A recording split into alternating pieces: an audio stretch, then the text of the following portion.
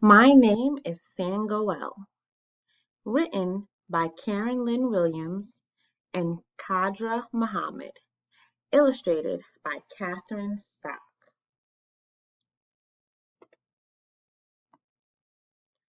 Don't worry, the wise one said as Sangoel prepared to leave the refugee camp. You carry a Dinka name. It is the name of your father and of your ancestors before him. The old man hugged him, and Sangoel could feel the bones in his thin arms. Remember, you will always be a Dinka. You will be Sangoel, even in America. Sangoel's father was killed in the war in Sudan.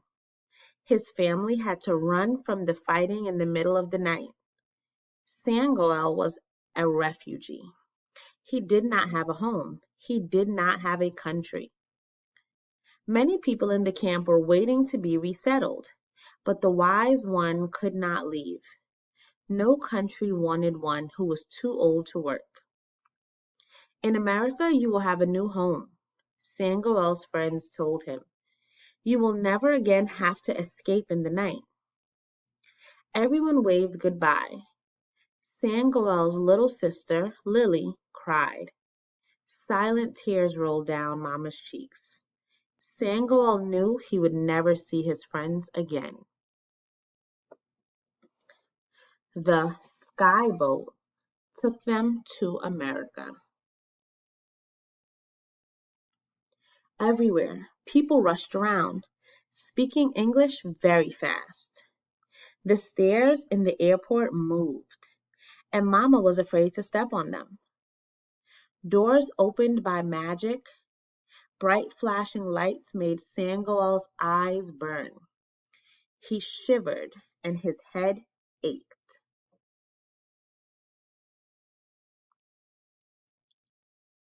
There, Mama, look, he shouted. Our name. He spoke in Dinka, the language of his ancestors, and pointed across the huge room. Sangoel was only 8, but he was the man of the family. He grabbed Mama's hand and pulled her and Lily through the crowd. He stopped in front of the woman who held the sign. She smiled at Sangoel. You must be. She frowned and looked at a paper in her hand. Sangoel?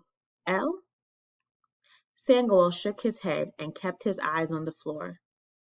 My name is Sangoel, he said in the simple English he had learned in the camp. I am Miss Johnson, the woman said. Welcome to America. She threw her arms around Mama and Lily. She bent down and squeezed Sangoel. She smelled like flowers. Mama and Miss Johnson were both crying. Sangoel blinked back tears. America was big and open and free. There was no barbed wire to keep them in. Miss Johnson showed them how to cross the street. All the cars stopped when the light was red, but Mama would not move until Miss Johnson helped her. Their new home was called an apartment. Miss Johnson bought a big bag of used clothes. She showed Mama how to cook on the stove. Sangoel translated. Everyone practiced pushing the buttons on the telephone. They learned how to eat with forks.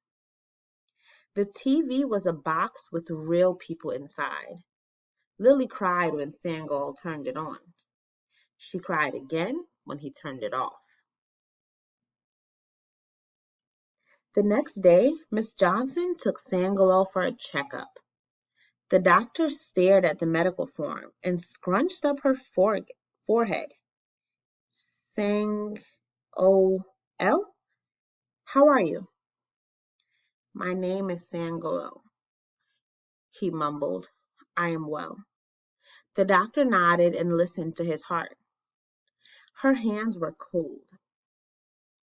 When it was time to go to school, Sangoel did not want to leave Mama and Lily, but Mama said, you must go to school. Sangoel remembered the words of the wise one. Education is your mother and your father. The teacher gave him his own desk, but when she introduced him to the class, she scrunched up her forehead, trying to read his name. This is Sangoel.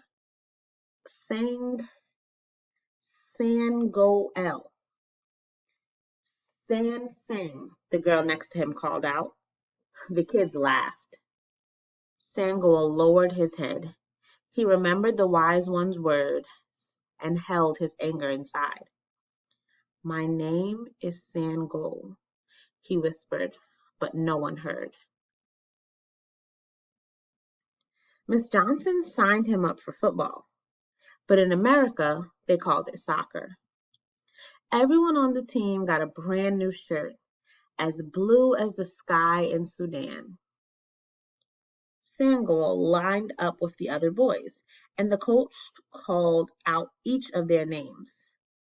When he frowned at the paper, Sangoel knew whose name he would call next. My name is Sangoel, he said before the coach could say it wrong.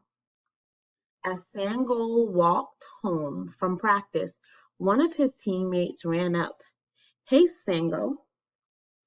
My name is Sangoel, he called softly as the boy ran off. Sangoel wore his new soccer shirt that night at dinner, but he still wasn't happy. The rice stuck in his throat and he wished he were back at camp. What's the matter? Mama asked. In America, I have lost my name. Mama sighed. Her eyes were sad. America is our home now. Perhaps you need an American name. The words of the wise one sang in his memory. You will always be Sangoel. That night, Sangoel slept on a rug on the floor instead of in his American bed. He had bad dreams about war and running and hiding. In the morning, Lily giggled and pointed to the letters on his shirt.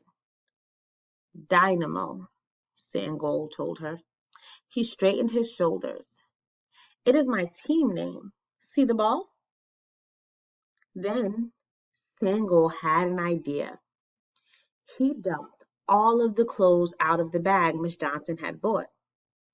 In the pile, he found an almost white shirt. He got his school markers and went to work. Finally, Sangoel put the markers away. He took off his brand new soccer shirt. He put on his almost white shirt and went to school.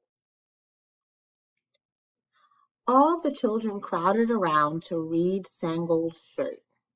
My name is, it said across the top. After the words, there were two pictures. It's a sun and a soccer ball, the boy named Billy said. It's a goal, the girl next to him said. Your name is Sangoel. Sangoel nodded and smiled. The girl took a piece of paper out of her desk. She made a quick design and held it up. I am Carmen, Sangoel said. Yes, the girl held two thumbs up. Other students began tearing pages out of their notebooks and grabbing markers from their desk. Across the room, a boy held up his paper. My name is Jason. I'm Keisha. Another girl waved her picture like a flag. Toby drew a toe and a bee. You had a good idea, Sangoel. His teacher gave him a big smile. And you have a very good name. He stood tall and proud. It is the name of my father and my grandfather and his father before him, he said. My name is Sangoel, even in America.